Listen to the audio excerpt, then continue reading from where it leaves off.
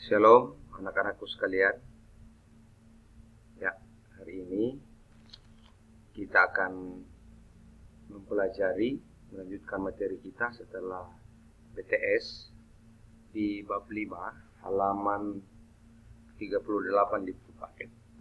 Agama sebagai wujud ibadah. Ya, kita sudah mempelajari apa arti ibadah baik dalam Perjanjian Lama maupun Perjanjian Baru, kemudian tradisi atau cara mewujud nyatakan ibadah.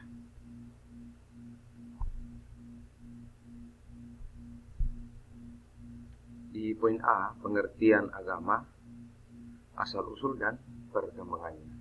Nah, sebelum anak-anak lanjut mempelajari, mendengarkan video pembelajaran hari ini, anak-anak silakan baca buku paketnya di halaman 39. Ada sebuah cerita, ya, ada ceritanya Nina.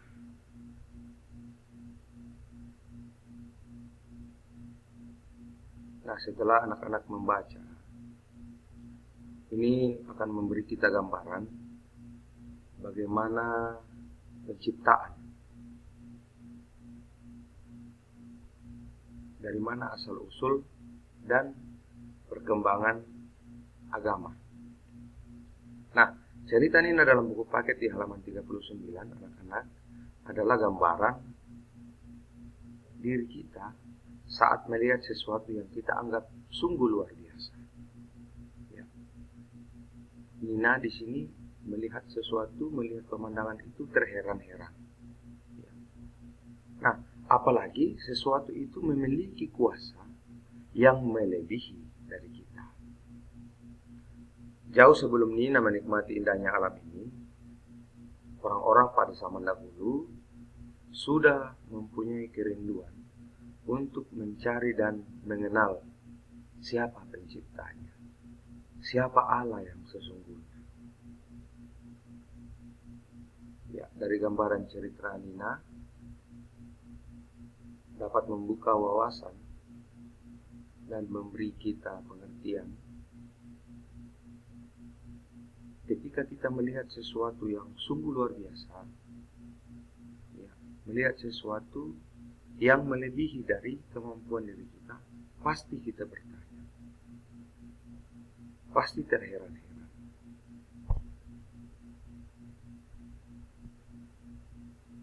Jadi kita tidak heran apabila orang-orang pada zaman itu atau pada zaman dahulu menyembah segala sesuatu yang dianggap memiliki kekuatan yang melebihi kekuatan manusia.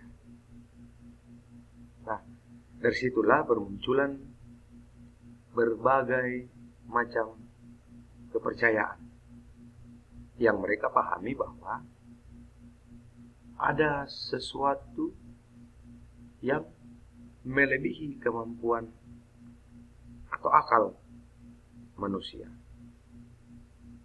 Nah, ada yang menyembah alam semesta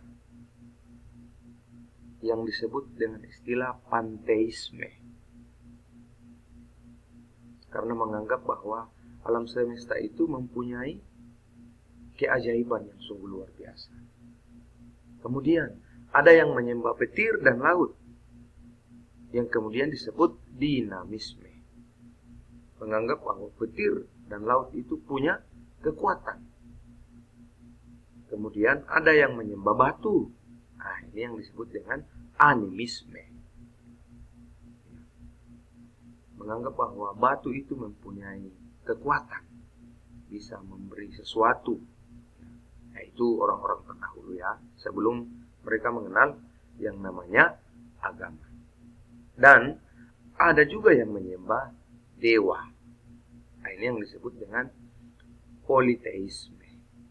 Ya, jadi ada banyak ragam, ya, atau banyak macam istilah-istilah yang disebutkan untuk menggambarkan kepercayaan-kepercayaan orang terdahulu sebelum mereka mengenal yang namanya agama.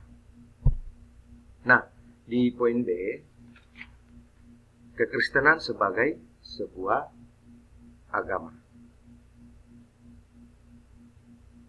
Nah, pemanggilan Allah kepada Abraham atau Abraham itu merupakan inisiatif Allah sendiri untuk menunjukkan suatu pola kepercayaan yang benar di tengah berbagai kepercayaan yang sudah ada. Nah, tadi sudah disebutkan, ya, ada beberapa istilah yang menggambarkan kepercayaan-kepercayaan orang-orang dahulu sebelum mengenal agama. Nah, Allah sendiri yang berinisiatif untuk menunjukkan cara, menunjukkan pola kepercayaan yang benar.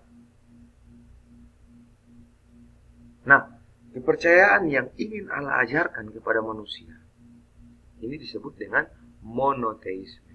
Hanya percaya satu. Siapa? Yaitu Allah.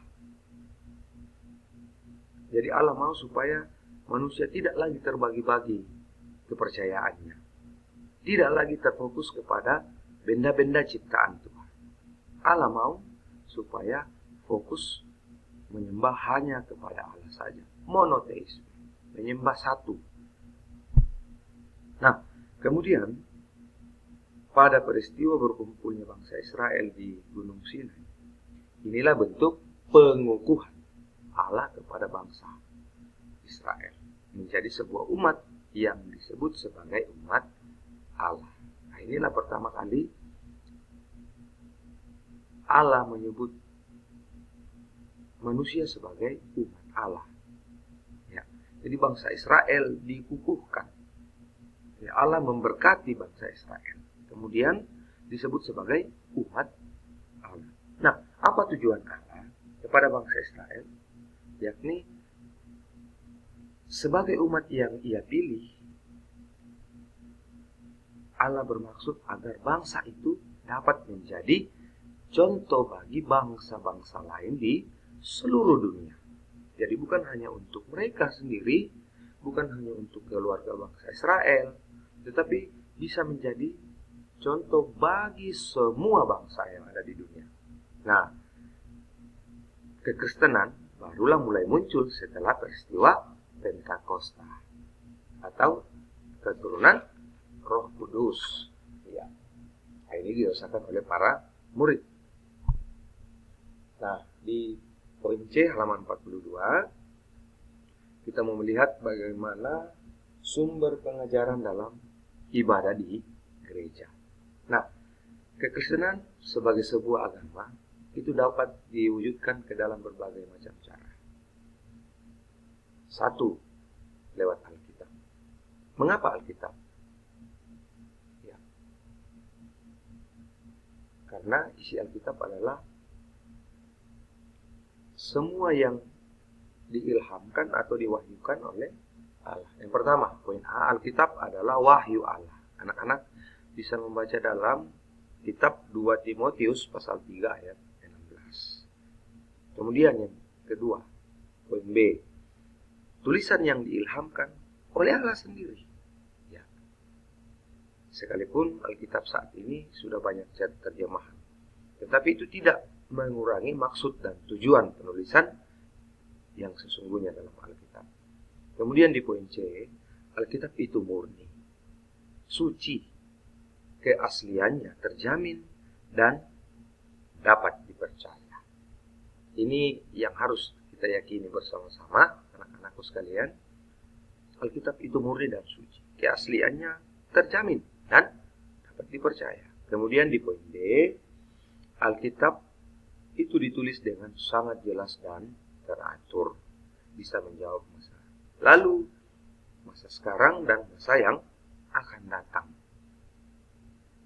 Ya, jadi semua persoalan-persoalan hidup manusia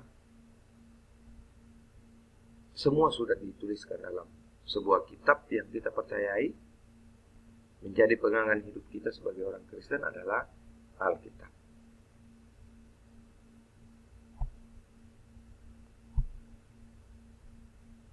Ya, kemudian yang kedua yaitu pokok-pokok ajaran berdasarkan Alkitab.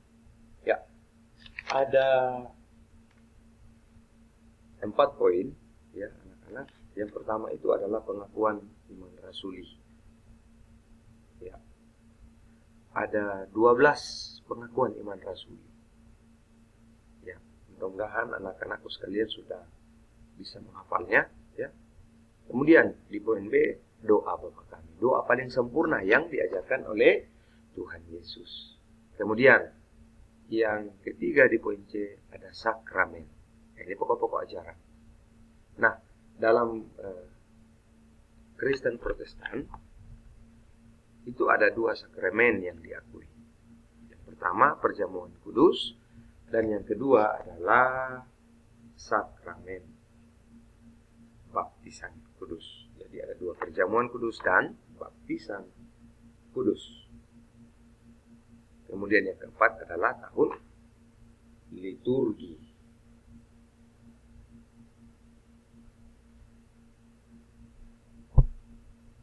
Ya, anak-anakku, demikianlah materi kita hari ini. Jika ada yang ingin ditanyakan, silakan. Ya. Anak-anak, sekedar informasi, hasil PTS-nya sudah sungguh luar biasa, ya. Jadi anak-anak sudah bisa menggunakan waktu belajar dengan baik. Ya, anak-anakku tetap semangat, ya, sekalipun kita masih harus belajar secara virtual dari rumah. Oke, sampai jumpa untuk pembelajaran berikutnya. Tuhan Yesus memberkati.